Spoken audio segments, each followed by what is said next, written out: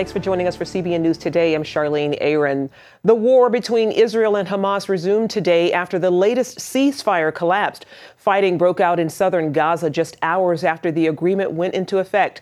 Israeli Prime Minister Benjamin Netanyahu has vowed to keep up the fight until Hamas terror tunnels are destroyed. As Chris Mitchell also reports, the UN and the U.S. both criticized Israel for an attack earlier this week at a UN facility. The White House called the attack at the UN school unacceptable and indefensible. Nearly 20 people died during the attack, but Israeli ambassador to the U.S. Ron Dermer told CBN News the incident demonstrates how Hamas places its military infrastructure within civilian areas and continues to use Palestinians as human shields. They are forcing Israel, in order to defend ourselves, to attack those areas. They want us to kill Palestinian civilians because what they hope to do is to take those horrible pictures that would move any decent person. When you see children who are killed, when you see civilians who are killed, even in the most cautious war that can happen, and certainly in a case when you have an enemy that acts as Hamas does. What Hamas wants those pictures to do is they want it to lead to international outrage and pressure on Israel. Dermer says when the world sees those pictures, the world needs to pressure the real culprit, Hamas. And the question is, are we going to break this cycle of human shields? Are we going to finally have the pictures and pressure, lead to pressure on Hamas? If pictures lead to pressure on Hamas, the chances of them doing this over and over again go down.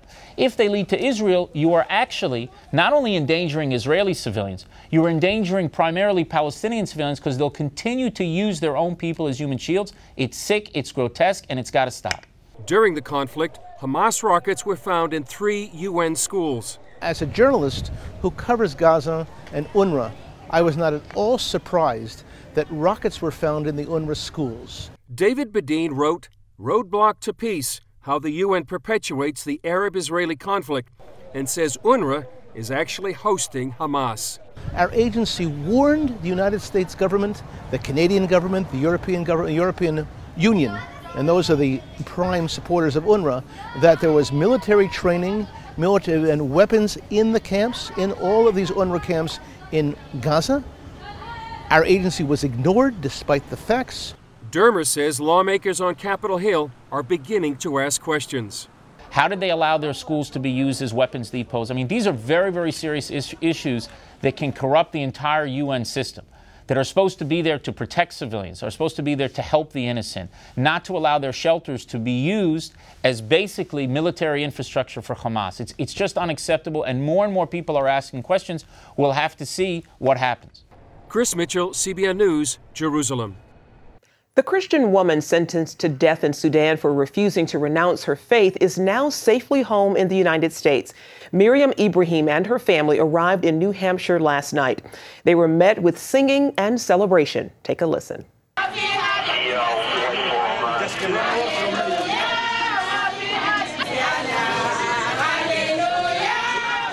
Miriam's life has been a whirlwind the last week. From escaping Sudan to meeting the Pope in Rome, she finally arrived in the U.S. where her husband Daniel is a citizen. She made the journey with Daniel and their 2 young children, one of whom she gave birth to while shackled in prison. Her first stop in the U.S. was a layover in Philadelphia, where she met privately with the mayor.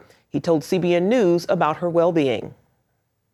She is a tremendously strong woman.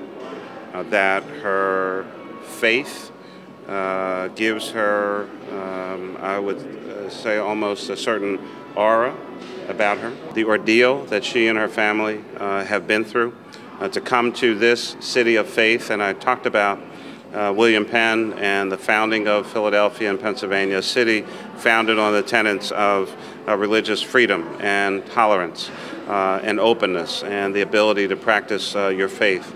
Both of them smiled. Ibrahim was sentenced to death but released after an international outcry for her freedom. The Sudanese government claims she abandoned Islam when she married her Christian husband. Miriam said she's always been a Christian. An Ebola outbreak in Africa is worsening. Now, U.S. health officials are warning Americans not to travel to the 3 hardest hit countries. And today, the U.S. prepares for the return of 2 American missionaries infected with the virus while serving in Liberia. Caitlin Burke reports. It's the worst Ebola outbreak in history. The virus is now being blamed for more than 700 deaths in 4 West African countries, and it shows no signs of coming under control. The Centers for Disease Control and Prevention on Thursday warned Americans to avoid non-essential travel to Guinea, Liberia, and Sierra Leone. Unfortunately, these countries don't have the infrastructure to handle the response, and moreover, they don't have any experience with these kind of outbreaks in the past. American missionaries Nancy Ritball and Dr. Kent Brantley will return to the U.S. to be treated. They were serving on a joint team in Liberia with Samaritan's Purse and Christian missions organization SIM. Ritball is in stable but serious condition and is receiving an experimental drug. The Ebola virus, in terms of mortality rate, right now is at about 64%. And so that's good news for us. We feel like that's, Mom has a chance. Franklin Graham is the CEO of Samaritan's Purse. He gave an update on Dr. Brantley. He's fighting for his life. It's a very difficult day for him. And we just ask everybody who's watching if they will pray. Those who know Dr. Brantley say he put his life on the line for one reason. This is a guy who thinks that people should do more than just give lip service when they say they're going to follow Jesus. Meanwhile, Liberian Christians are gathering for a time they're calling sackcloth and ashes, asking God to halt the spread of Ebola in their country. 500 church leaders are coming together in the capital city of Monrovia for 3 days of fasting and prayer. Pastor Emery David of Triumphant Christian Church told us Christians are trusting God for a miracle. Well, we want this Ebola lifted. If it is an error, a sin that we have committed, we want God to forgive the church, the government, the nation, and heal the land. Caitlin Burke, CBN News. And you can find out more about the Liberian Church's prayer and fasting campaign on Gary Lane's blog called The Global Lane. That's at cbnnews.com.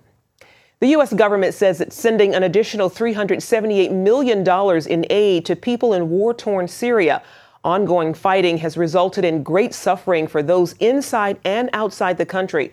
Some Syrians who fled the country for neighboring Lebanon are continuing to receive relief thanks to CBN. Partnering with American Christians and churches, CBN Disaster Relief paid to ship a container filled with much-needed items to Lebanon. CBN partner Bushbell Consultants worked with a church in Zaleh, Lebanon, to distribute clothing, bedding, vitamins, and pasta to Syrian refugees in the Bekaa Valley. We have been very blessed to be able to partner with CBN. We are here to help the people in need, who are like us, who all of a sudden have lost everything and run away with the clothing on their backs only. We have been very active and we are committed to continue. The boxed items were given to Christian families at a church. Church Muslims received theirs at a nearby refugee camp. CBN has been helping Syrian refugees throughout the region for more than 2 years. An American Christian held in North Korea says he feels abandoned by the United States government. Kenneth Bay, a former tour guide, has been imprisoned in the communist country for nearly 2 years.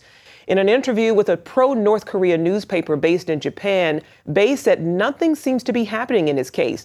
He also said he's afraid of being sent back to a labor camp. Bay's sister says it's the first time they've heard of him since April, and she's called on the White House to do more to secure his release. Bay is one of 3 Americans held in North Korea. Back here in the U.S., the U.S. coal industry is preparing for more layoffs this fall. Alpha Natural Resources says it's expected to lay off 1,100 workers at 11 West Virginia surface coal mines by mid-October. The company says weak markets and federal regulation on carbon emissions are making it more difficult to operate. Some have accused President Obama of a war on coal. West Virginia's governor said the layoffs show the state's fears over the Obama administration's rules have come true. In the past 3 years, Alpha says it has laid off 4,000 employees and shut down 60 mines and 35 million tons of production. Coming up, can you be a Christian and a businessman at the same time?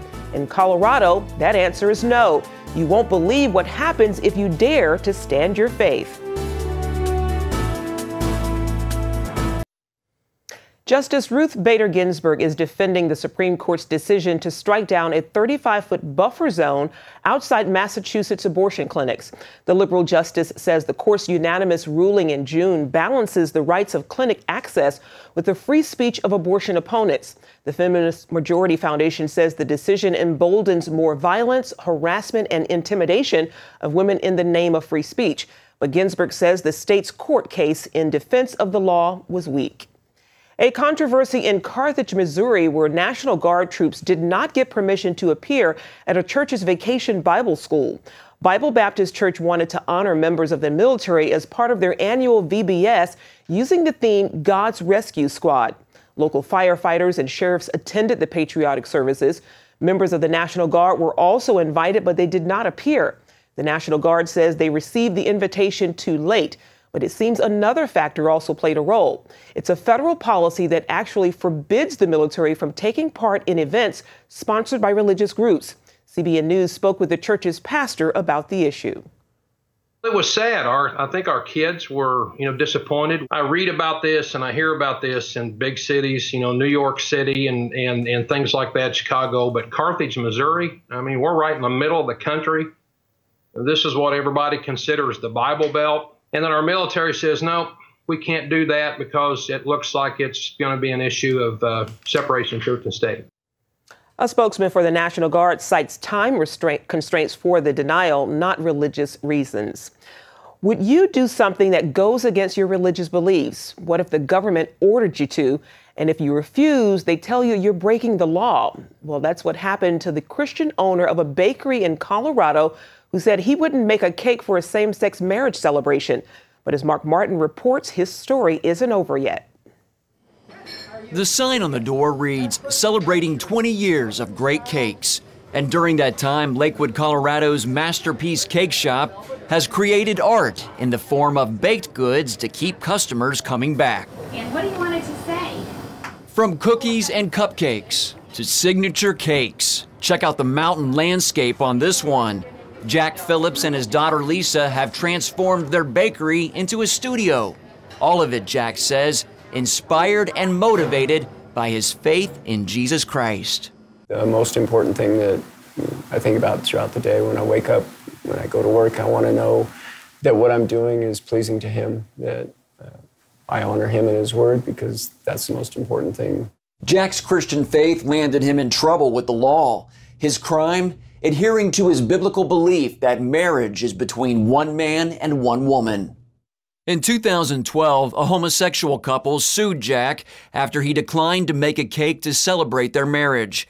An administrative law judge ruled against him, and the Colorado Civil Rights Commission agreed. The commission stated Jack's refusal went against the state's public accommodation law. It requires businesses to serve customers regardless of their sexual orientation. In a public statement, one member of the Civil Rights Commission said, "I can believe anything I want, but if I'm going to do business here, I'd ought to not discriminate against people." I didn't discriminate against anybody.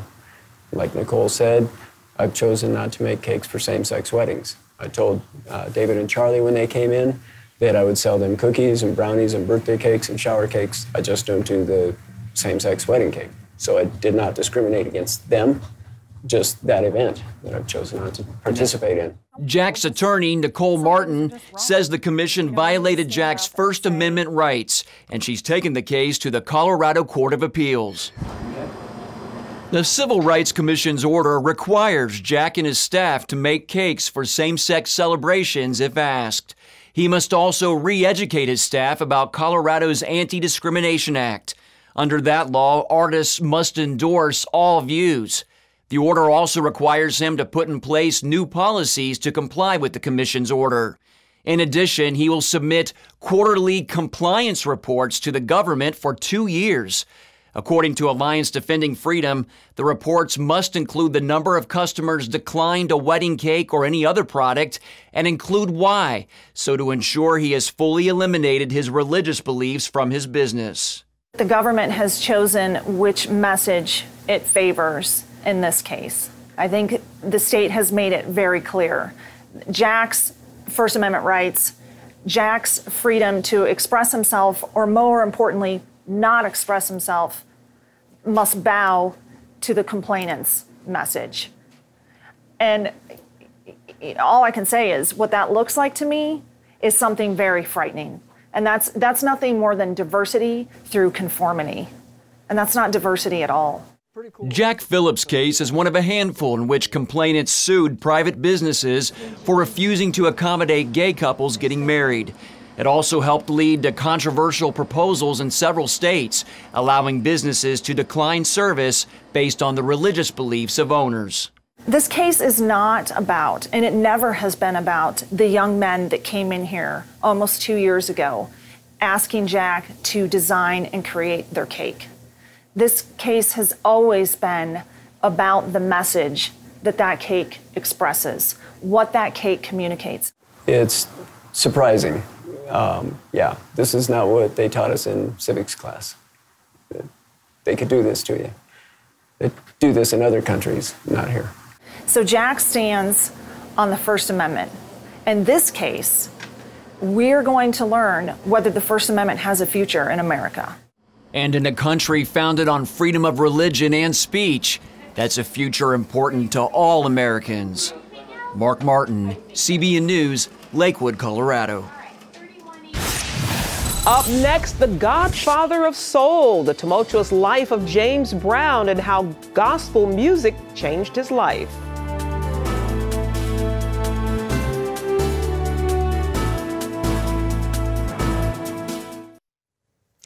Known as the godfather of soul, James Brown's work still influences the music industry more than 6 years after his death. A feature film about his life hits theaters today. And as Ephraim Graham shows us, the church played a big influence on his life and legacy.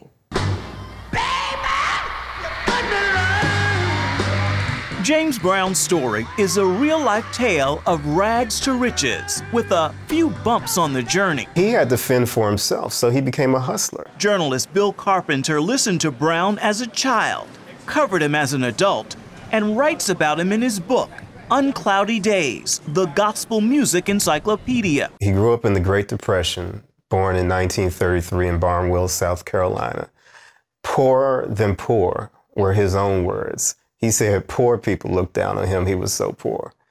And he came from a very dysfunctional family where his parents were not in the home. He was raised by his Aunt Honey, who sort of ran a boarding house. At age 16, long before becoming the godfather of soul, James Brown went from Aunt Honey's boarding house to a Georgia jailhouse for armed robbery. It was there that his true love of music was actually born. It's a story he shared with CBN's Scott Ross more than 30 years ago. They turned me loose to sing gospel one morning, and we went out and took about 5 prisoners with us to sing gospel, and the warden realized that he turned all of us loose. And when we got there, everybody was crying because we had them singing. Oh, our Father, which art in heaven, hallowed be thy name. While he was in prison, he met someone named Bobby Bird, who went on to become a very integral part of his band. And Bobby's family was, deeply in the church. And when he came out of prison, he and Bobby started a gospel group called the Starlighters. The Starlighters eventually became James Brown and the Famous Flames. God made your ears. You didn't make them. You gonna argue with God's ears? If it sound good and it feel good, then it's musical. Their meteoric rise in the music industry is masterfully told in the feature film Get On Up. Like Titus say, Papa's got a brand new bag. Chadwick Boseman, who played Jackie Robinson in 42, leads the all-star cast. Our music is still affected by, what he started because it was such an innovation. Much of that innovation came from Brown's childhood, growing up in church. At one point when he was a kid, he thought he wanted to be a preacher because he really enjoyed watching how they stirred the audience. Brown writes about one preacher in particular in his autobiography, The Godfather of Soul, a flamboyant evangelist known as Sweet Daddy Grace. Grace started the denomination, the United House of Prayer for All People. And he sat in this big red throne, and he had a cape and a crown. And James Brown just looked at it in amazement. And that is where he got that sense of pageantry that was in his the 1960s shows when he was wearing the cape. And when you look at those performances like Please, Please, Please, it's like a revival service.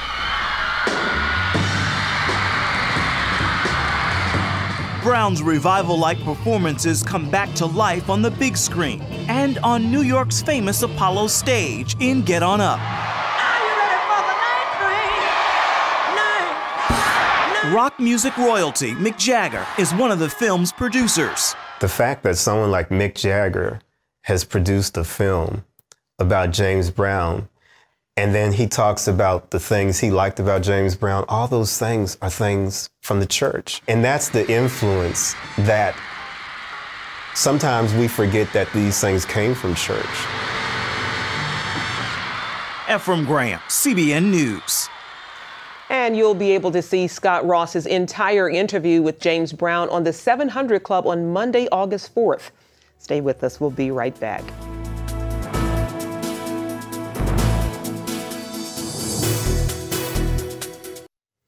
Finally today, some find it convenient, others say it's controversial. This year, Disney World added new microchip technology to the Magic Kingdom.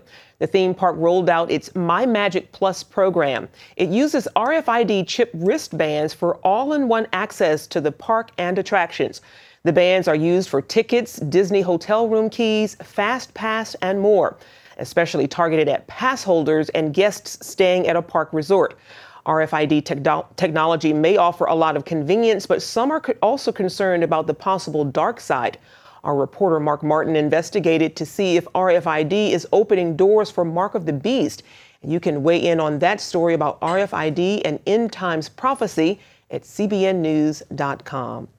That's going to do it for now on CBN News Today. You can find more of our exclusive coverage of the issues you care most about at cbnnews.com. Tell us what you think about the stories you've seen here. You can do that on Facebook or at CBN News on Twitter. We hope you'll join us next time. Have a great day. God bless.